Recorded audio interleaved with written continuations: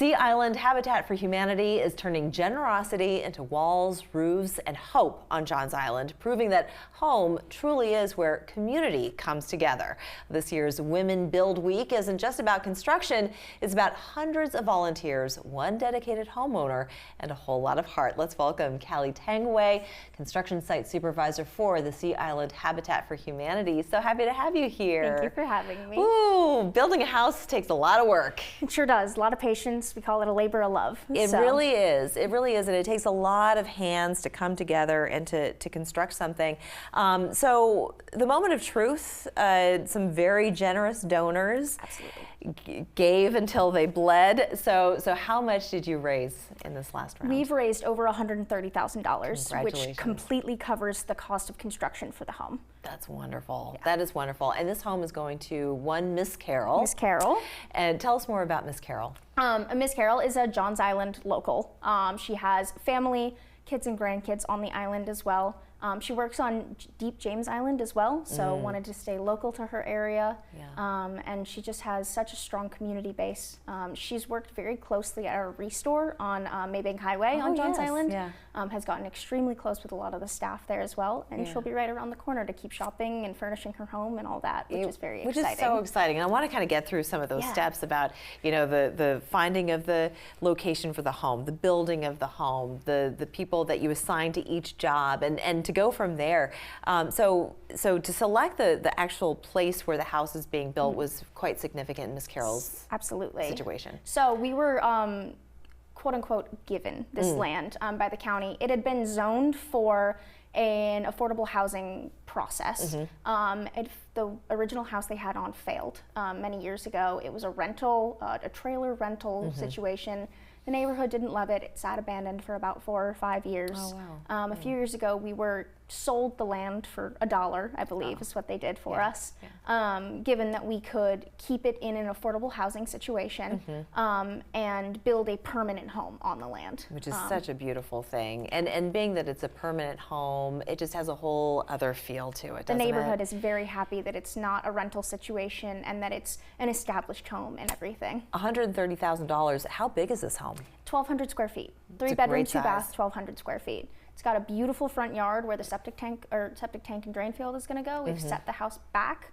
There's about 4 or 5 live oak trees on this property as well. It's got a gorgeous tree canopy, so I'm very excited. And these homes, so for people who are not quite familiar with Habitat and how things work, so yes, you raise the money to build the home, volunteers come in, they give their talent, time, and treasure.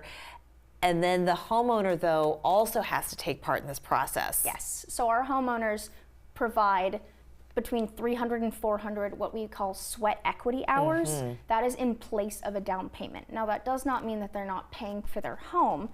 There's still a mortgage attached to it. They still pay closing costs at closing. But instead of a financial down payment, a large chunk of homeowners struggle to come up with that typical 20% that a typical process would involve. And now it's so expensive. Yeah. You know, and with mortgage rates what they are, so do they get a special mortgage rate? Yeah, it is a fixed interest, so fixed rate, zero interest mortgage. Oh, which beautiful. is incredible for them as well. So it's pretty guaranteed that it's going to get paid off. Yes. And that is a part of the process of our application is we make sure that our homeowners fit within a certain area median income range. We want to make sure that they can pay that mortgage, but also that they do need the home as well. And Habitat on the Sea Islands goes way back. The Women Build goes way back. So tell us a bit more about its history. So we're the third oldest habitat in the world, actually. We've been building since 1978. Sea Island Habitat was the third oldest established. So we've been doing our Women Build for a very long time. I believe since 1991 was the first year. And we last year celebrated our 25th Women Build, so there were a few. One year had 2, 1 year didn't have any. Yes. Yeah, last year was our 25th Women Build, which was fantastic. So it's all women building this house. It's so much fun. My coworkers and I, it's our favorite week of the year. Well, I was going to ask you. I mean, we love the men out there. You all are wonderful. However, how different is it when you have a group of women that are doing something like this versus a group of men? They tend to listen to me a little bit better, Oh, which is fun. Is that right? Yeah. But fellas, at the same time, it's It's such an empowering experience because you're getting women of all skill levels, of all age ranges, of all backgrounds, whether it's locals and natives, homeowners, their families, or seasonal people that are in town for the winter or the spring or whatever it may be. And they're all interacting and meeting. We share lunch together every day. Nice. Our morning and afternoon shifts overlap as well, which is really nice for lunchtime. That's great. So. Well, this whole week, it's going to be Women Build Week. Women Build Week. And you get to strap on that tool belt and have a great time. The weather's improving too, which is thankfully is a good thing. For anybody who wants more information, who wants to volunteer, where should they go? CLNhabitat.org. Wonderful. Thank you so much. Thank you for having me. Great to have me. you. We'll be back after this.